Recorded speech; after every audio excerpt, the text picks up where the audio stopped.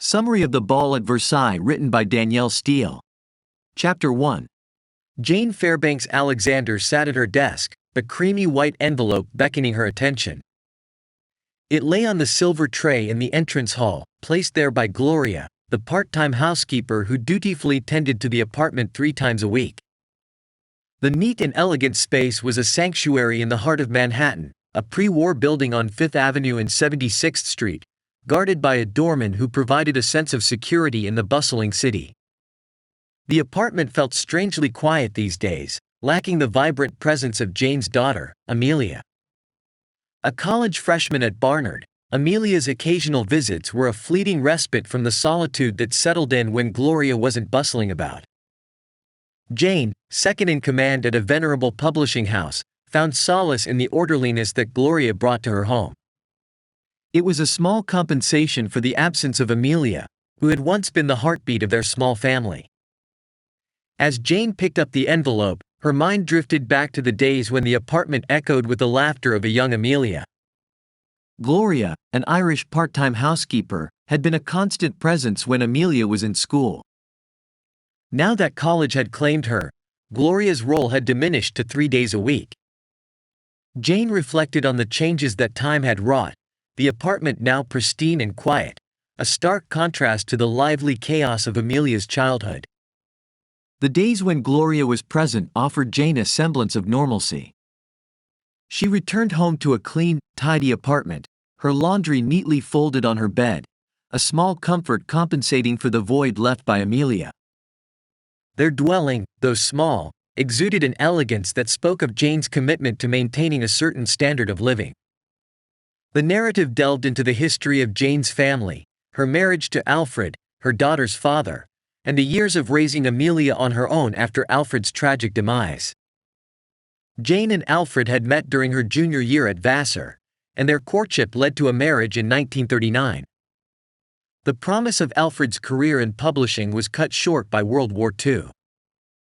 Enlisting soon after the bombing of Pearl Harbor, he returned a changed man, haunted by the trauma of war and the loss of his parents. Alfred's return marked the beginning of Jane's struggle as a single mother. The war had left scars on Alfred's soul, scars that never healed. The once promising editor found himself replaced at the publishing house, a war widow taking his position. The job market, flooded with able-bodied men seeking employment, rejected Alfred.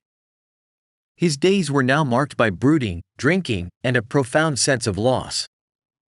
Jane vividly remembered the tremor in Alfred's handwriting in his letters from Italy, the distant tone that spoke of horrors he couldn't articulate. The war had claimed his parents, adding to the burden he carried. Amelia, only 5 at the time of his return, didn't remember him and recoiled from the man who had once been her father. The doctors diagnosed him with shell shock and battle fatigue, promising healing that never arrived. Alfred's descent into despair and alcoholism strained Jane's attempts to bring normalcy back into their lives. He squandered his inheritance on gambling and alcohol, contributing to the financial challenges Jane faced as a widow. The once prominent name in New York society now struggled to make ends meet. At the age of 34, 4 years after his return from the war, Alfred met an untimely end. Driving to Connecticut to visit a friend from his army days, he drove off a cliff into a ravine. The circumstances surrounding his death remained unclear, a possible accident or a deliberate act driven by the weight of his emotional turmoil. Jane, now a widow at 32, found herself grappling with financial difficulties and no life insurance. Alone and with little financial support, Jane navigated the challenges of providing for her daughter. Alfred had purchased their apartment before the war, providing a roof over their heads but little else. Jane's parents, who could have offered support, were no longer alive. Her once affluent family had weathered the financial storm of the Great Depression, leaving Jane with limited resources. Amelia, only 9 when her father died, attended the prestigious Chapin School on the East Side. Jane, who had attended Chapin herself, was determined to provide Amelia with the best opportunities despite financial constraints. Jane sought employment, eventually finding a job as a junior editor at Axelrod and Baker, a well-known publishing house. Her knack for identifying manuscripts that would become bestsellers propelled her career forward. Rising quickly through the ranks, she became the assistant publisher within 6 years. The narrative delved into Jane's work, her dedication to her role, and her ability to identify commercial successes. Her boss, Philip Parker, recognized her talents, and Jane was on the cusp of inheriting his position as he neared retirement. Jane's diligence and loyalty to the house she worked for set her apart in the competitive world of publishing. Despite her professional success, Jane's financial situation remained tight. She lived frugally, carefully managing her resources to provide for Amelia. Offers from literary agencies tempted her with potentially higher earnings, but loyalty to Axelrod and Baker kept her committed. The sacrifices she made, denying herself new clothes or luxuries, were all in service of ensuring Amelia lacked for nothing. Amelia, a serious student with aspirations of attending law school at Columbia University, remained blissfully unaware of her mother's financial struggles. Jane, a single mother determined to provide the best for her daughter, walked a tightrope between her demanding job and the responsibility of raising a daughter. The narrative transitioned to Amelia's life as a college freshman at Barnard. Her love for English literature mirrored Jane's own background in publishing. The story underscored Jane's pride in Amelia's accomplishments and ambitions. The prospect of Amelia attending law school at Columbia, a dream rooted in the family's history, fueled Jane's determination to continue providing for her daughter. The story pivoted to a significant event in Amelia's life, her debut at an exclusive cotillion. The infirmary ball, attended by New York's elite, marked a rite of passage into adulthood for Amelia. The description of her elegant dress, the anticipation surrounding the event, and the mingling with other debutantes provided a snapshot of the world Jane wanted Amelia to navigate. Despite initial reservations about the exclusivity of debutante balls and their origins in finding suitable husbands, Amelia found enjoyment in the event. Her outfit, a beautiful white satin gown by Pauline Triger, and her escort, Teddy Van Horn, made for a memorable evening. The story hinted at the complexities of social class, race, and exclusivity that permeated such events but remained largely unexplored. As the narrative progressed, a new opportunity presented itself. Jane received an invitation for Amelia to be presented at the Palace of Versailles in Paris. The prestigious event, organized by the French aristocracy, opened up a world of possibilities for Amelia. Jane's excitement was palpable as she envisioned the cultural experience, the chance to meet distinguished young men, and the potential advantages for her daughter. The story paused to reflect on Jane's family background, her father's position as the president of a New York bank and her mother's distinguished lineage. The mention of the New York Social Register and the emphasis on maintaining connections with the right families underscored Jane's commitment to securing a certain future for Amelia. The narrative explored Jane's internal conflict regarding the financial implications of the trip. The cost of an international event of such grandeur raised concerns, but Jane's determination to provide the best for Amelia overshadowed any reservations. The unfolding story captured Jane's internal dialogue, weighing the potential benefits against the financial strain.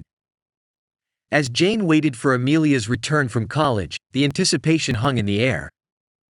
The moment of unveiling the invitation became a pivotal juncture in their lives. Jane, torn between her desire to offer the world to her daughter and the practicalities of their financial situation, stood at the crossroads of a decision that would shape their future. In conclusion, the narrative weaves a tapestry of Jane Fairbanks Alexander's life, from her courtship with Alfred to the challenges of single motherhood and her ascent in the competitive world of publishing. The story captures the complexities of family, sacrifice, and the delicate balance between ambition and financial constraints. The invitation to the Palace of Versailles introduces a new chapter, promising possibilities and potential for both mother and daughter as they navigate the intricate dance of societal expectations and personal aspirations. Chapter 2. The enormous colonial-style home of Charlene and Bailey Smith was a sprawling testament to their opulence, located in Highland Park, the most affluent suburb just north of Dallas. Resembling a scene from Gone with the Wind, the mansion stood as an ostentatious display of wealth, reminiscent of the Smiths themselves. Charlene, a descendant of third-generation oil money from Houston, was hailed as one of the wealthiest women in Texas. Meanwhile, Bailey's wealth, though not matching his wife's, stemmed from land development, commercial real estate, and recent ventures into shopping malls. Together, they constituted a formidable force in Dallas's social hierarchy. Civic-minded and philanthropic, the Smiths had established a hospital for handicapped children and donated generously to breast cancer research. Charlene was actively involved in numerous charitable organizations, serving on the boards of several worthwhile causes. At 46, she exuded strength, confidence, and a good heart. In contrast, Bailey, at 51, approached matters with more diplomacy and a gentler touch. Their marriage of 25 years was solid, producing 2 daughters, Araminta and Felicity. Araminta, the elder daughter at 22, had attended Dallas's premier private girls' school but opted out of pursuing higher education. Her lackluster academic performance was overshadowed by her penchant for late-night parties, handsome bad boys, and pilfering her mother's expensive gowns. Charismatic and strikingly beautiful, Araminta could have pursued a modeling career, but her interests lay elsewhere. Despite her parents' expectations, Araminta had yet to settle down, and her love for a good time remained undiminished. Felicity, the younger daughter, stood in stark contrast to Araminta. Uninterested in the glitzy social scene, Felicity, with her towering height of nearly 6 feet, struggled with her weight. Her academic prowess, particularly in science, had earned her acceptance into MIT. However, her time in high school had been a nightmare, marred by Araminta's relentless teasing about her appearance. Unlike her sister, Felicity found solace in the academic world. MIT became her refuge, where her intellect was valued more than her physical appearance. Although her mother attempted to intervene, hiring chefs and exercise coaches, Felicity's struggle with her weight persisted. As the family dynamics unfolded, Charlene stumbled upon an invitation that would potentially alter Felicity's life. A grand ball at Versailles, reserved for 40 American girls with aristocratic ancestry, was extended to Felicity. Charlene recognized the opportunity to boost Felicity's self-confidence and elevate the family's social standing even further. It was an honor that paid homage to the Smiths' near-royal status in Dallas and Charlene's family legacy in Houston. The narrative evolved as Charlene endeavored to convince Felicity to attend the Versailles Ball. She knew it could be a transformative experience for her daughter, providing an opportunity to break free from the constraints of societal expectations and Araminta's relentless scrutiny. The ball, with its aristocratic roots and focus on ancestry, disregarded wealth and social connections. It was a chance for Felicity to shine in a different light, away from the suffocating judgment of Dallas society. Charlene, cognizant of her daughter's struggles, delicately broached the subject, emphasizing the significance of the invitation and the potential positive impact on Felicity's life. She acknowledged Felicity's intelligence and accomplishments, hoping to instill a sense of pride and confidence in her. The battle against societal expectations and personal insecurities became a central theme, highlighting the complexities within the Smith family. As the story unfolded, the intricate relationships between the family members were laid bare. Bailey, with his softer approach, supported Charlene's endeavors to convince Felicity. Araminta, although seemingly confident, grappled with her own unfulfilled desires for a serious relationship. The Versailles Ball became a backdrop against which the family's dynamics were tested and reshaped. In the end, Felicity, initially hesitant, decided to attend the ball. The transformative journey marked a turning point in her life, challenging societal norms and redefining her self-worth. The Versailles Ball not only elevated the Smiths' status but also served as a catalyst for Felicity's personal growth, breaking free from the shadows cast by her family's immense wealth and societal expectations.